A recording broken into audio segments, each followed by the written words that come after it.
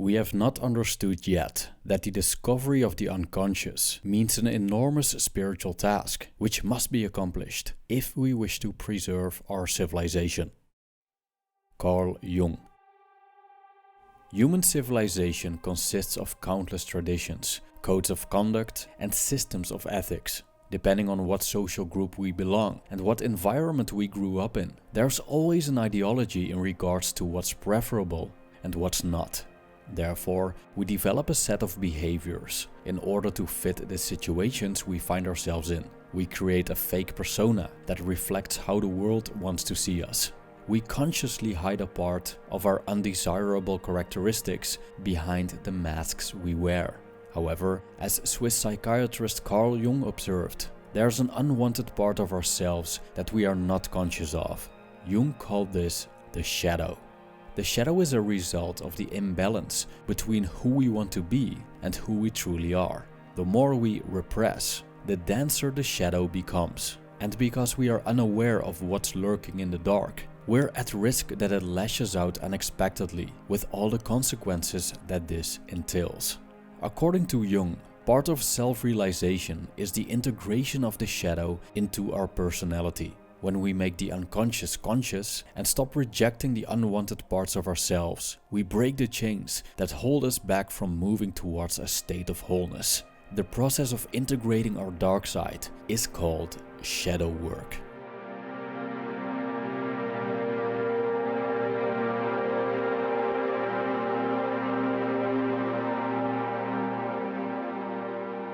The true efficacy of shadow work as a process is that it allows us to become more authentic, conscious, and whole by allowing disowned and unconscious aspects of our personality to integrate back into our conscious awareness. In order to understand why the process of shadow work lends itself so well to these ends, we must first understand that shadow work is a subtractive process and not an additive process. This means that it's not about directly and actively adding unconscious aspects of our personality back into our conscious awareness. In reality, it's about subtracting the barriers to consciousness that are the root cause of why those aspects are repressed away in the first place. You can think of these barriers to consciousness a lot like a dam, and the conscious and unconscious aspects of ourself a lot like water. Thus, in this metaphor, all the water that builds up in the reservoir of the dam is a representation of the parts of our psyche that end up unconscious to us and in the shadow. These obstructed aspects of the self are thus unable to flow from the unconscious mind to the conscious mind because there is a metaphorical dam in the way. So in terms of our dam metaphor, it's not very effective to start actively bailing water from the reservoir of the dam to the other side. It's much more effective to simply remove the dam. And if you do that, the water will naturally and effortlessly find its level and flow downstream. And that's the goal of shadow work. With shadow work, you're trying to remove barriers in the form of emotions and thoughts that keep parts of ourselves from flowing naturally into the light of consciousness. So the key to shadow work is to find the mental and emotional barriers and dissolve them or let them go.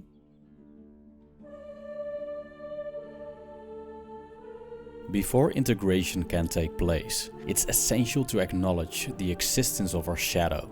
The question is, how does the unconscious manifest? According to Jung, we cannot communicate with the unconscious in the same way that we do with the conscious realm of our psyche. While the language of the conscious mind is predominantly literal, the unconscious speaks in symbolic language. This language is built on metaphors and archetypes. Symbolic language is prevalent in mythology. A myth is a story that preserves its meaning throughout different cultures and time periods because it uses universal aspects of existence. Things like trees, animals, natural phenomena, the nurturing mother, the old wise man, or birth and death. The shadow, therefore, communicates on a primordial level. In addition to that, it uses images of conscious memory material that are saved in the back room of our psyche. When the shadow reaches out to us, it's a sign that a repressed part of ourselves wants to be integrated, despite the blockages that withhold it from doing so. This reaching out can happen in dreams, as well as in our imagination during waking hours. Thus, dream analysis is one of the tools that Jung applied to identify the symbolic images that dreams produce. And the practice of active imagination is a form of meditation in which one engages in a dialogue with these images. These methods aren't without risk, as Jung speaks of terrifying encounters during his experimentation with his own conscious. A more straightforward way in which the shadow communicates is by psychological projection. This happens when we observe in others what we repress in ourselves. A consequence of this is an emotional reaction from the shadow, which could manifest through harsh judgments and even anger.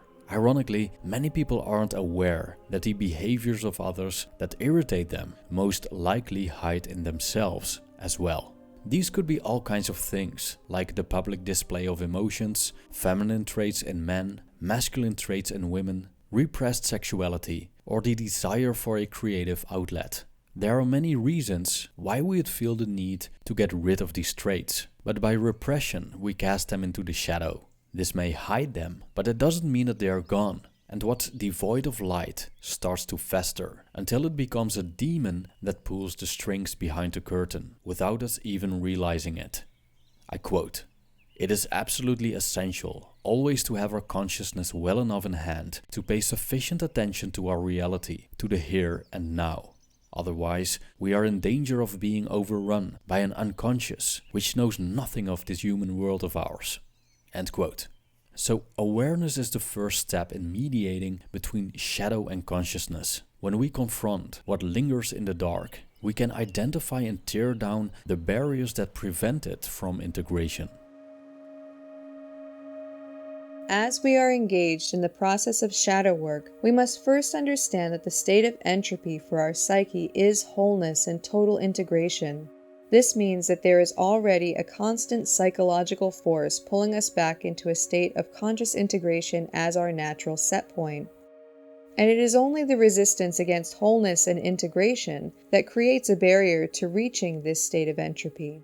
This is why meditation is so effective as a consciousness work practice, but that's a topic for a different day. So to do shadow work, we must first find the parts of ourselves that we are resisting against so that we can understand the nature of our resistance and eventually unravel that resistance and let down our guard. To find the source or sources of resistance, and thus the barriers to becoming aware of the repressed aspects of the psyche, we have only two places that these obstructions can reside: the thoughts and the emotions. The thought-based barriers to consciousness are things like our self-concept, aka ego, our beliefs, our worldview, our ideals, and our judgments about ourselves and others. So to let go of these barriers, we must first call all of these things into question and see if they are actually based in truth. And perhaps most importantly, we have to dig into our motives for attaching ourselves to these thought-based barriers to consciousness in the first place. Finding our motives is a great doorway into understanding why something is in the shadow. Now, in my opinion, the easiest thought-based barrier to begin with is to examine our judgments and aversions toward other people. So, if we ever find ourselves propping up our own identity by internally or externally judging someone else, this is something to pay attention to and to try to find deeper motives for this judgment arising. The other place to look for barriers to integration is in the realm of emotions. When we experience emotions that are too big for us to process at a given time, it creates trauma. And the trauma response causes the mind-body complex to work together to keep us unconscious of those emotions, to keep us from being overwhelmed by them.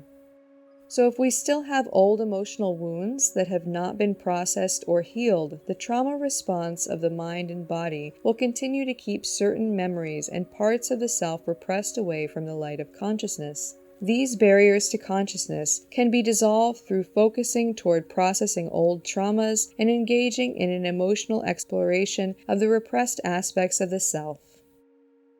Shadow work is the umbrella term given to different methods to achieve shadow integration. Owning our dark side isn't a matter of adding, but a matter of subtracting. So instead of actively bringing back unconscious aspects into our personalities, we aim for removing the blockages that resist the motions of entropy, so we embark on a natural flow toward wholeness. Needless to say, this starts with the acknowledgement that below the surface of our conscious awareness, there is indeed a dark side. This video is a product of a collaboration between Emerald from the Diamond Net and Einzelgänger. If you're interested in more content about the shadow, Jungian psychology and many other related topics, I would highly recommend you check out Emerald's channel, the Diamond Net. In the end screen you'll find a link to her playlist with videos about the shadow. Thank you for watching.